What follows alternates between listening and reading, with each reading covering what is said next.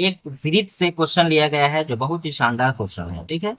उस वृत्त का परिधि निकालना है जिसका क्षेत्रफल दिया हुआ है 5544 सेमी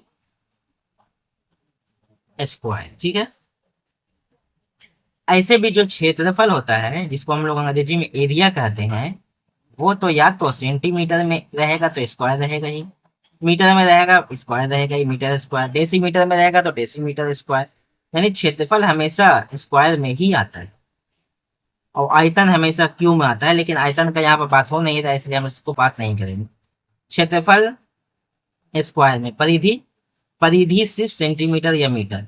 यानी सिर्फ दो चीज को आपको ध्यान में रखना होगा, क्षेत्रफल स्क्वायर में और आयतन अगर रहता है तो क्यूब। इसके अलावा बाकी जितना भी है सब अगर सेंटीमीटर में है तो सिर्फ सेंटीमीटर, मीटर में है तो सब मीटर, ठीक है।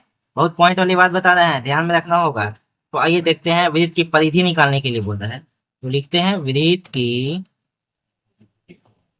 परिधि बराबर 2 पाई आर, ठीक है।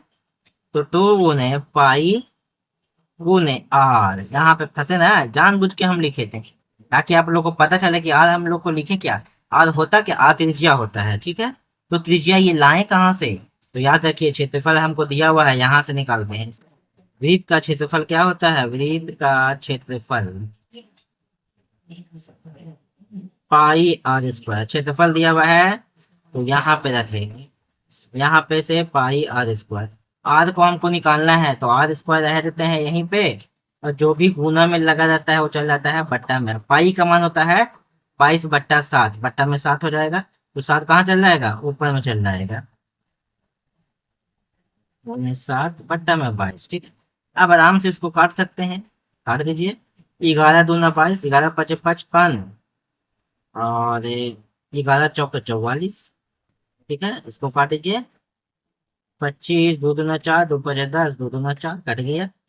अब इसको हम लोग, स्क्वायर हटता है तो रूट में जाता है, 252×7। अब 252 को हम लोग को तोड़ना है या फिर गुना कर दीजिए, काट देते हैं, 7×9 = 14 हासिल 1 और 7×5 = 36, हासिल 3, 7×9 = 16, 1764 का वर्गमूल कितना होता है आप लोग निकाल सकते हैं, हम तो यहाँ पर निकालेंगे। हम दूसरा दूसरा जो 52 है ना, गुना नहीं करते, अगर हम करते तो 252 को गुना नहीं करते, आप लोग भी नहीं कीजिएगा। अगर डायरेक्ट यहाँ पे गुना करके ऐसा कुछ दिमाग में अट रहा होगा कि 1764 किसका वर्गमूल, हमको तो पता है कि 1764 की कितना वर्गमूल होता है, लेकिन आप लोग को नहीं पता होगा, तो इसको पहले आप तोड़ दीजिए, गुणनखंड कीजिए।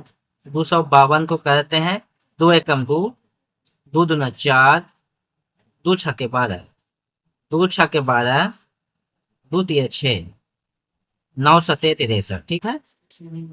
अब इतना करके काहे छोड़े, इसके पीछे भी रीजन है, चलो यहाँ पर इसको लेके चलाते हैं। 252 को तोड़े थे तो कितना, 2×4 और 9×7, और यहाँ पे वो पहले से 7 था मौजूद, ठीक है। देखिए 4 का वर्गमूल 2 निकलता है, 9 का वर्गमूल 3 निकलता है, 7×7 = 49, 49 का वर्गमूल 7 निकलता है, ठीक है, सेंटीमीटर।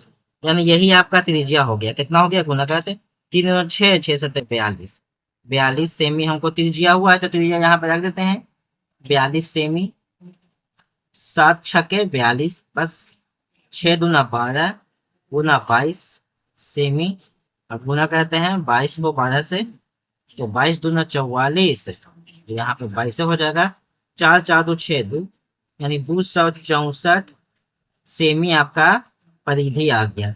आपका यही आंसर है, ठीक है।